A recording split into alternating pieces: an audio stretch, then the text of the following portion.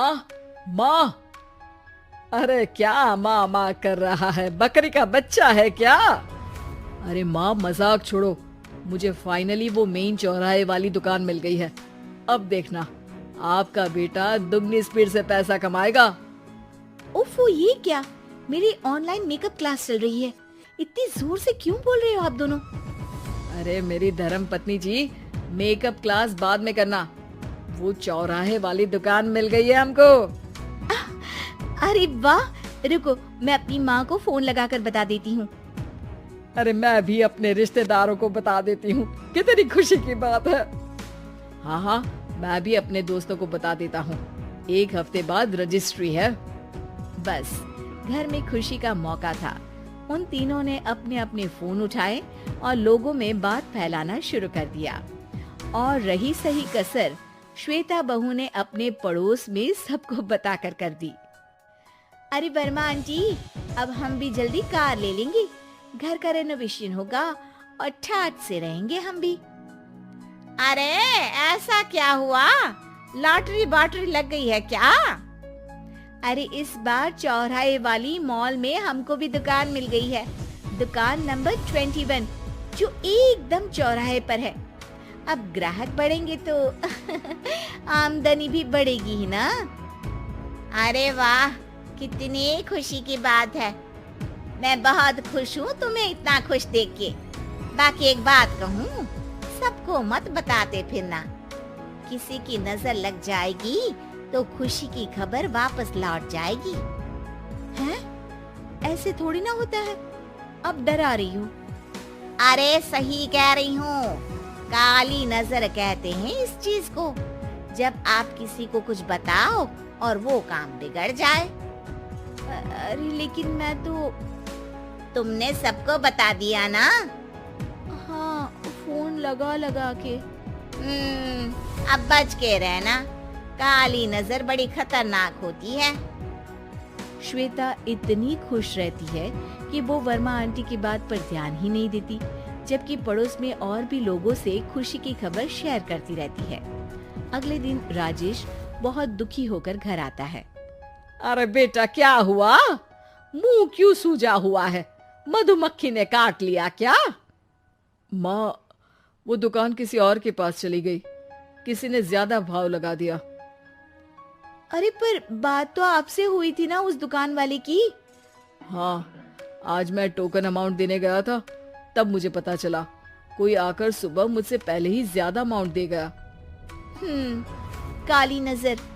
क्या कहा? वर्मा आंटी ने समझाया था कि किसी को बताना मत, वरना काली नजर लग जाएगी। अच्छा, तुम्हें उनकी बात मान लेनी चाहिए थी। उनकी बात मान लेती, लेकिन उसके पहले ही सबको बता चुके थे ना हम तीनों।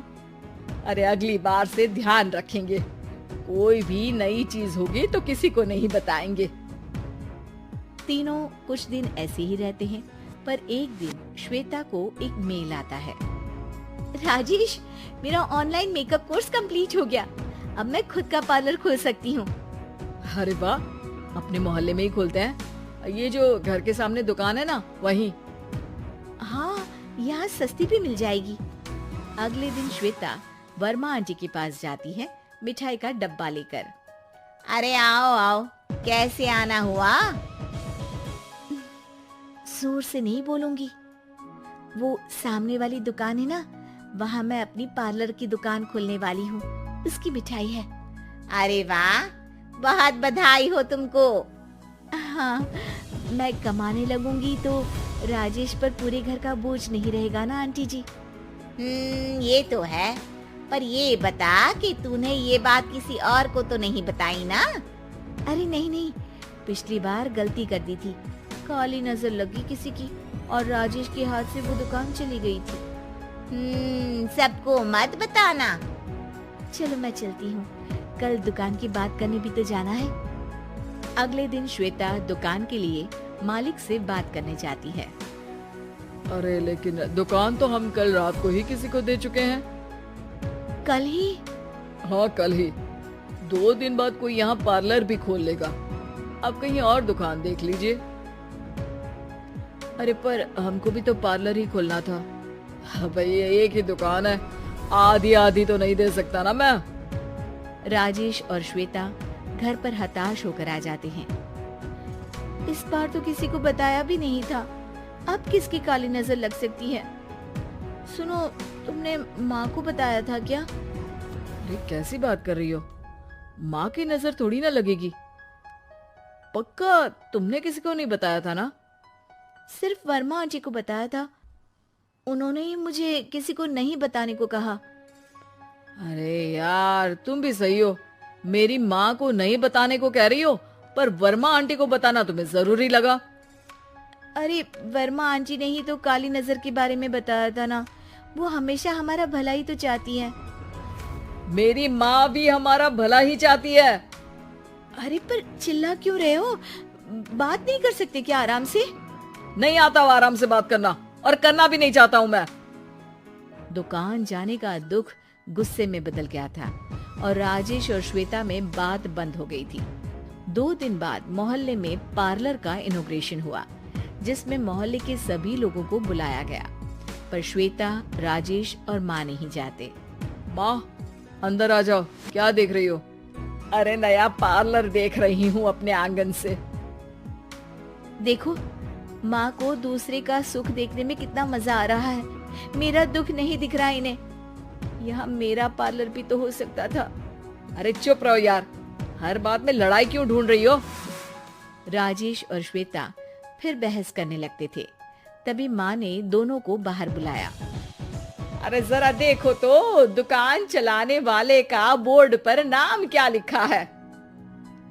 श्रुति वर्मा। गाड़ी निकाल बेटा, हमें कहीं जाना है। काली नजर का इलाज कराने। राजेश अपनी बाइक निकालता है।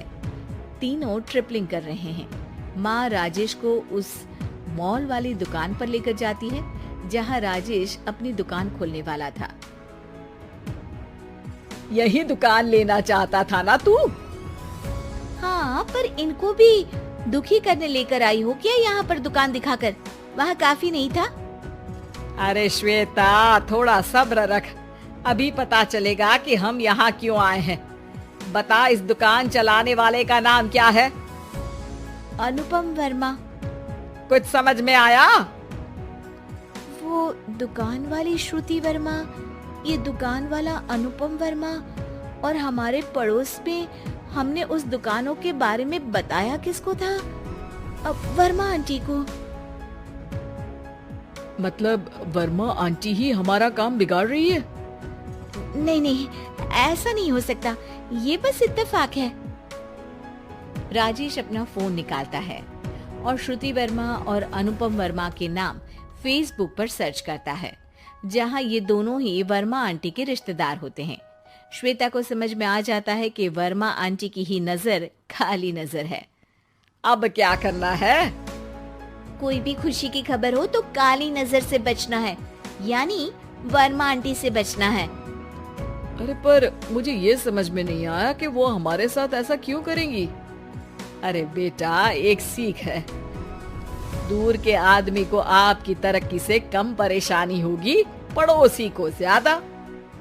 दोनों माँ की बात में हामी भरते हैं और अगला काम चुपचाप करने की कसम खाते हैं, ताकि आगे से वर्मा आंटी कोई काम ना बिगाड़ सके।